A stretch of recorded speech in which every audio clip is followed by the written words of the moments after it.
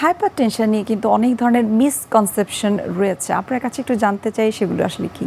আমাদের কাছে খুব বেশি আসে কি জানেন, অনেক বেশি প্রেশার নিয়ে রুগী ধরেন বাসায় শুয়ে আছে, যখন আর কন্ট্রোল করতে পারতেছে না, খুব মাথা ব্যথা হয়, হার্ট ফেলিয়ার হয়, হার্ট অ্যাটাক পর্যন্ত হতে পারে, কিডনি ড্যামেজ হয়, ব্রেন স্ট্রোক হয়, সব কিন্তু প্রেশার থেকেই হতে পারে। প্রেশার ধরেন 160, 70, 80, 90 হয়ে গেছে, সে দেখা গেছে আপনার তেঁতুল বা এই ধরনের কিছু একটা খেয়ে বাসায় শুয়ে আছে। তো আমাদের কাছে যখন আসছে অনেক দেরি করে আসছে, যখন আর কন্ট্রোল করতে পারে নাই, আমরা জিজ্ঞেস করি যে কী ব্যাপার, এতটুকু প্রেশার নিয়ে বাসায় শুয়ে আছেন, বসে আছেন। তখন আমাদের বলে না, আমরা তো তেঁতুল টেতুল সব খেয়ে দিছি, দেখতেছিলাম যে প্রেশারটা কমে কিনা। তো আমরা বলি যে যখন প্রেশার খুব বেশি হয়ে যাবে তখন তো আপনি আর কোনো বাসায় প্রোটোকল করার মতো অবস্থা নাই রোগীর। আচ্ছা, আপনার উচিত হবে, রুগীকে আমরা বলি যে আপনার উচিত হবে আপনি হাসপাতালে নিয়ে আসবেন, বিকজ এটার ইমার্জেন্সি। যেহেতু তার বুকে ব্যথা হচ্ছে, হার্ট ফেলিয়ার হচ্ছে, অথবা অন্য কোনো উপসর্গ হচ্ছে যেটা আপনি বাসায় মেনটেন করতে পারতেছেন না, তখন দেরি করার সুযোগ নাই।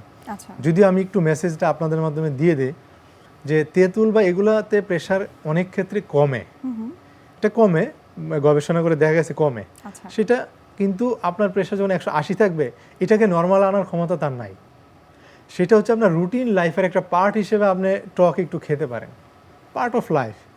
কিন্তু এটাকে আপনি ওষুধ হিসেবে, যখন খুব বেশি প্রেশার থাকবে, রুগী খারাপ হয়ে যাচ্ছে আর আপনি বাসায় মেনটেন করতেছেন এটা দিয়ে, তখন কিন্তু এটা কাজ করবে না। যেহেতু এটাতে পটাশিয়াম টার্টারিক অ্যাসিড থাকে, তো এটা একটু কমাইতে পারে, কিন্তু আপনার ইমার্জেন্সি সিচুয়েশন ম্যানেজ করার মতো ডেফিনেটলি না। এটা খেয়ে আমার রুগী বাসায় শুয়ে থাকবে বেশি প্রেশার নিয়ে, এটা আমরা কখনোই চাই না। প্রেশার যখন অনিয়ন্ত্রিত থাকে তখন তারা খুব রেগুলার বেসিসেই ওষুধ খাচ্ছেন, যখন প্রেশার কন্ট্রোলে চলে আসে তখন তারা ওষুধটাকে খাওয়া ছেড়ে দেয় অথবা একটু গ্যাপ দিয়ে দিয়ে খায়।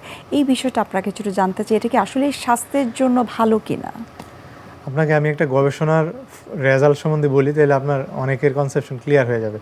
একটা গবেষণায় দেখা গেছে যে কিছু কিছু রুগী ঠিক রাত্রে 3টা 4টার সময় ব্রেন স্ট্রোক হচ্ছে প্রেশারের কারণে। তখন খুঁজে দেখা গেল, আমরা ধরেন সকালে ওষুধ খাচ্ছি, যে ওষুধটা উনি খাচ্ছে আমার রুগী, সেই ওষুধটা কিন্তু 10 থেকে 12 ঘন্টা কাজ করে। আচ্ছা, সকাল 8টায় যদি খায় বা 10টায় খায়, তার মানে সন্ধ্যা 8টা থেকে 10টার মধ্যে কিন্তু এটার কাজ শেষ। ওভার দ্য নাইট কিন্তু প্রেশারটা শ্যুট করতেছে, বাড়তেছে, বুড়ার রাত্রে আস্তে আস্তে কিন্তু অনেক বেড়ে যাচ্ছে। আবার সকালে উনি ওষুধ রাখা আসতেছে, আবার সারাদিন আস্তে আস্তে কন্ট্রোলে আসতেছে। এই জন্য যখন রাত্রের মধ্যে ওনার ওষুধের কার্যকারিতা শেষ, আস্তে আস্তে বাড়তেছে, উনি ভোর রাতের দিকে স্ট্রোক করতেছে। এই জন্য তার মানে কি 12 ঘন্টা কন্ট্রোলে থাকতেছে প্রেশার, 12 ঘন্টা কন্ট্রোলে থাকতেছে না, এই 12 ঘন্টায় কিন্তু স্ট্রোকের ঝুঁকি অনেক বেড়ে যাচ্ছে।